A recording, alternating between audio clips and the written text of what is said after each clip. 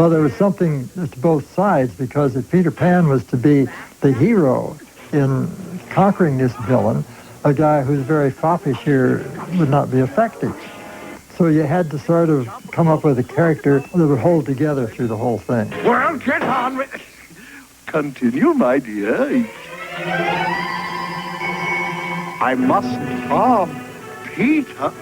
Madam, Captain Hook gives his word not to lay a finger or a hook on Peter Pan.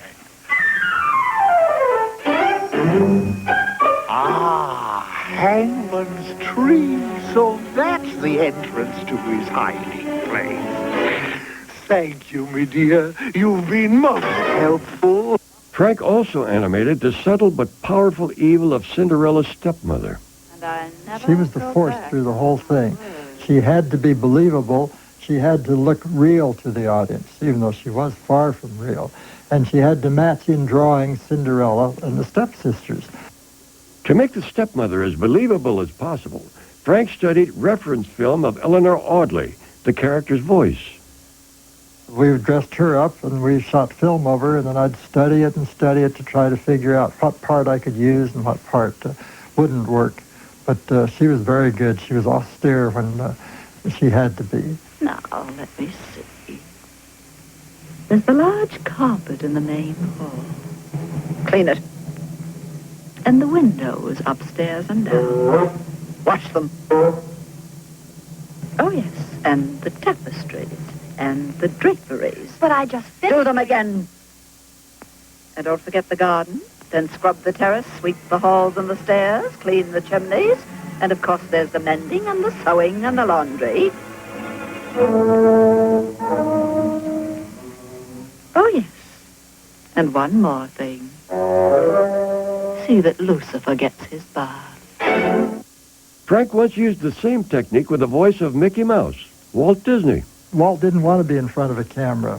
And he said, well, finally, well, if you're in the booth way there and I can't see you and I don't know when it's going on, and, well, I guess so, you know. So the day he wore a funny old busted-up hat and his oldest clothes, so he'd be real comfortable. When he recorded the voice, he couldn't help but feel this, you know, oh, you are you, aren't you? You know, all these little gestures, because it's just spontaneous with him, you know. And you could see that as a kid, he'd dream of himself meeting a bear, a big bear, you know, and what would he say? It's you! That is you! I mean, isn't it? I thought you were Pluto. You're not Pluto. You're you. I'm Mickey Mouse. You know? Mickey Mouse. And he put out his hand like this, and it's the only time we knew how big Walt thought Mickey was. The Disney animators were the best in the business, and Frank credits the boss with making the best better.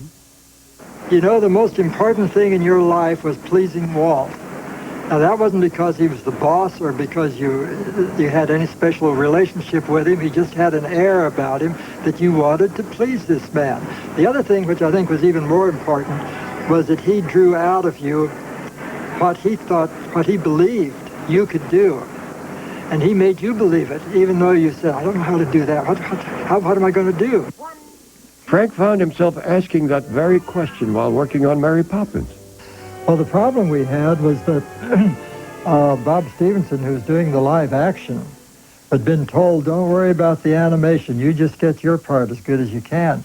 So when I'd get over on the stage, I'd say, where am I going to put my penguins? I'd say, this storyboard isn't going to work. And then they would all follow Dick Van Dyke around on the story sketches, you know. But as I'd get the film of Dick actually doing the dance, here's his feet flying all around, he's stepping on my penguins. And, you know, you animate a penguin drawing after drawing after drawing after drawing, only to have it stepped on when it gets down here. How are you going to know ahead of time where he's going to be and where Dick Van Dyke's going to be? So I was losing more penguins every day. I had them duck, and I had them jump, and I had them get out of the way any way they could. But all of that worked. Walt was right. That it forced us to be more imaginative, and we were able to come up with results. It's quite different, actually, from what's on the storyboard. But I think it works well. It's a jolly old day with Mary. No wonder that it's Mary that we love. No wonder that it's Mary that we love. No wonder that it's Mary that we love. I remember one time Walt said to the story department, said, you guys all think that the world's made up of gags. There isn't one of you left who could write a lullaby or a love affair, a romance in a picture. You all want gags, gags, gags. He knew that you had to have warmth in your pictures for the audience to identify with them. Frank never forgot this. His endearing characters became the heart of Disney animation. Oh, this is the night, it's a beautiful night, and we call it Bella Notte. Look at the skies, they have stars in their eyes, on this lovely Bella Notte. Side by side with your loved one, you'll find an enchantment here.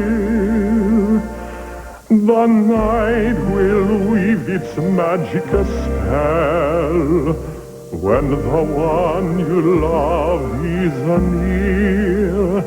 Oh, this is the night, and the heavens are right on this lovely Bella Notte. As the animator who always cared deeply for whatever he was doing, Frank Thomas loves animation because it pulls together everything he loves about life. I'm not sure that I would have been satisfied just as a musician or just as an actor or just as something else. The fascinating thing about animation was it gave me a chance to use all of these interests working together, and they all helped each other. But I was very fortunate to be in the right place at the right time and to be able to live this kind of a life.